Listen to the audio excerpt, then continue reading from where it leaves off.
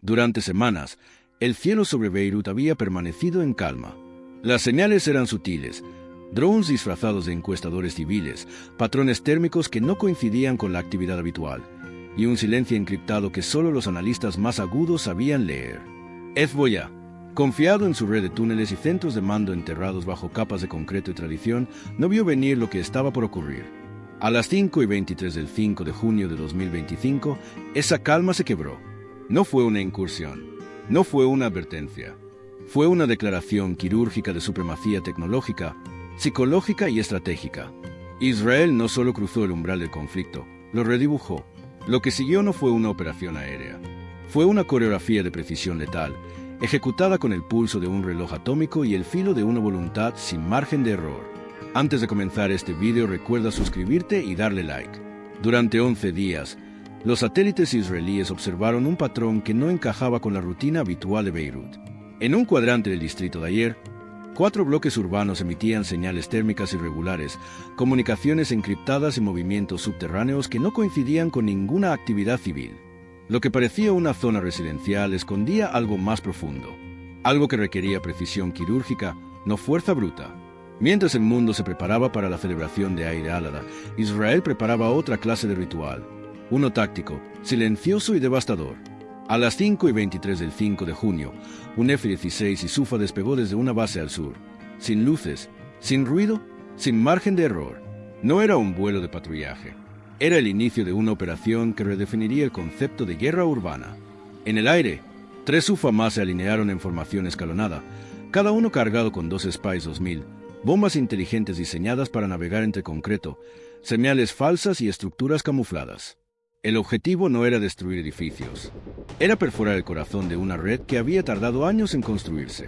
30 minutos antes del impacto, los civiles recibieron advertencias por SMS, redes sociales y panfletos lanzados desde drones. La evacuación fue rápida, silenciosa, como si el barrio supiera que algo más grande que ellos estaba por ocurrir. Desde el centro de comando israelí, analistas monitoreaban cada movimiento, vehículos que salían sin luces, puertas que se cerraban sin volver a abrirse, señales que se apagaban una a una. Era la confirmación. El nodo estaba activo y estaba expuesto. Los jets cruzaron el cielo sin ser detectados. Un sistema de interferencia electrónica inundó los radares libaneses con ecos falsos, creando decenas de objetivos fantasma. Mientras los operadores intentaban distinguir lo real de lo ilusorio, los verdaderos cazas descendían en silencio. A las 6:18, el primer impacto sacudió el subsuelo. Las bombas, con fusibles retardados, se enterraron antes de explotar, destruyendo talleres, túneles y centros de comunicación sin derrumbar los edificios. Era una cirugía de alto voltaje. En menos de 45 segundos, 5 sectores fueron neutralizados. Hezbollah no tuvo tiempo de reaccionar. No hubo transmisiones. No hubo refuerzos. Solo silencio. Un silencio que, para los analistas, era más elocuente que cualquier imagen satelital. El primer capítulo había terminado, y con él, una era de impunidad subterránea. Lo que vino después no fue solo una segunda oleada. Fue el cierre de una historia que había comenzado mucho antes, en los pasillos ocultos de una ciudad que ya no podía esconderse. Mientras el humo aún se elevaba desde los bloques impactados en Dayer, los sistemas de comando israelíes ya estaban ejecutando la segunda fase. No era improvisación. Era una coreografía aérea diseñada con semanas de anticipación, donde cada segundo contaba y cada trayectoria había sido trazada para evitar el más mínimo margen de error. Los 4 F-16 Isufa que habían iniciado el ataque no eran los únicos en juego. En altitudes superiores, 2 F-15 y Ram ya se desplazaban hacia el sur de Beirut, cargando una sola misión: perforar lo que aún quedaba en pie bajo tierra. La sincronización era absoluta. Mientras los radares libaneses seguían saturados por señales falsas, los Ram descendían desde 35,000 pies, cada uno portando un GBU-28, una bomba de 5,000 LB diseñada para atravesar capas de concreto como si fueran papel. No se trataba de destruir edificios, se trataba de colapsar el núcleo. A las 6:45, el primer impacto sacudió el subsuelo cerca del centro de mando de Hezbollah en Añana. La bomba penetró 27 metros antes de detonar. El segundo impacto, apenas segundos después, selló el acceso sur. Lo que ocurrió bajo tierra fue más que una explosión. Fue una implosión estratégica. Las cámaras térmicas captaron múltiples detonaciones secundarias, indicios claros de que depósitos de armas, combustible y servidores habían sido alcanzados. Pero lo más revelador no fue lo que se vio, sino lo que no se escuchó. No hubo transmisiones, no hubo evacuaciones, no hubo refuerzos. El silencio era absoluto.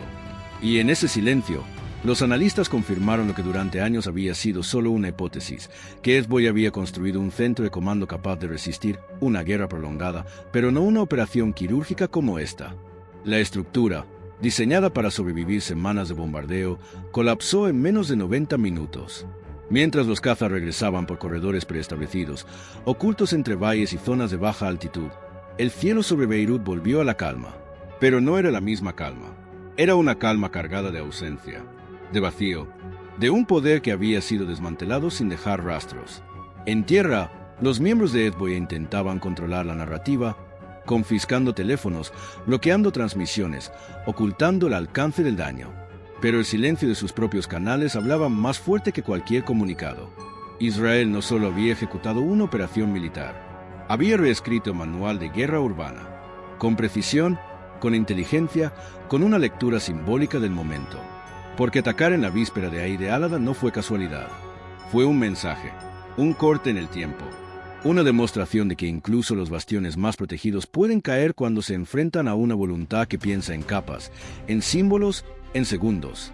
Y ese mensaje, aunque no se transmitió por radio, quedó grabado en cada sombra que se proyectó sobre Beirut esa noche. Cuando los sistemas israelíes detectaron el silencio absoluto en las comunicaciones de Hezbollah, no fue solo una señal técnica. Fue el eco de una fractura profunda.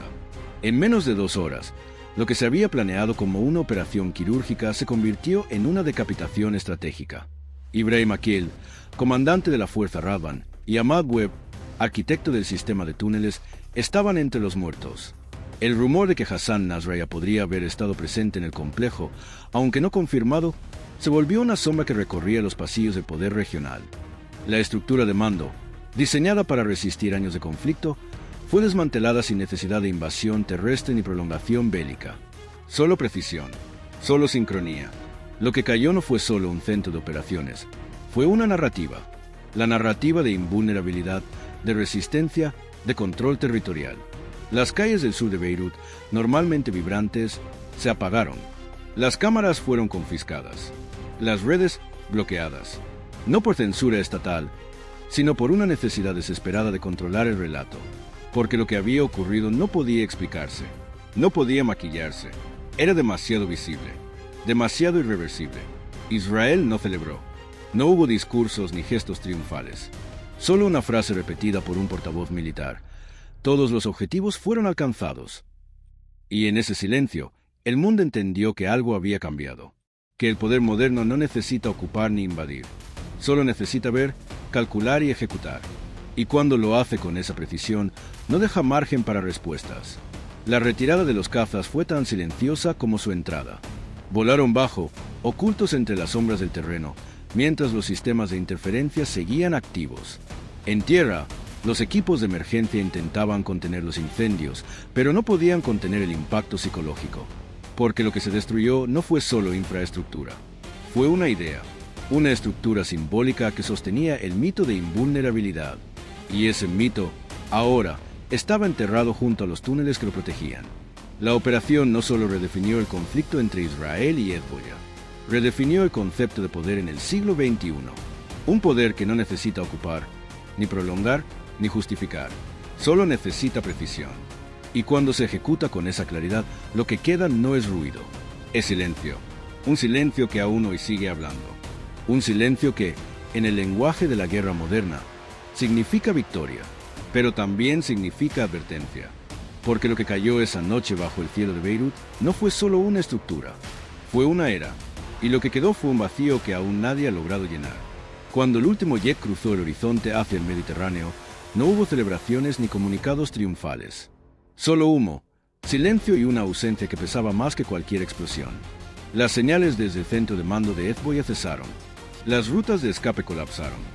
Las comunicaciones se apagaron como si alguien hubiera cerrado el telón de una obra que llevaba años en escena. Pero lo más inquietante no fue lo que se destruyó, sino lo que se reveló. que incluso las fortalezas más protegidas pueden ser vulnerables cuando se enfrentan a una inteligencia que piensa en capas, en símbolos, en momentos. Israel no solo eliminó un nodo estratégico, reescribió las reglas del enfrentamiento urbano, del poder aéreo y del mensaje que se transmite sin palabras. Porque en la guerra moderna, el silencio posterior a una operación puede ser más elocuente que 1000 comunicados. Y en ese silencio, el mundo entendió que algo había cambiado para siempre. Como siempre, si les gustó este video, no olviden suscribirse y dejar su like. Nos vemos en el próximo video.